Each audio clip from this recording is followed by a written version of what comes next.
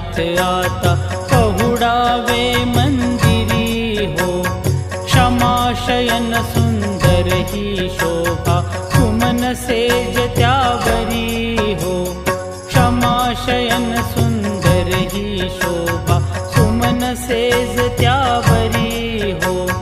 घ्यावी थोडी भक्त जनांची पूजन अधिचा करी हो। घ्यावी थोडी भक्त जनांची पूजन अधिचा करी हो।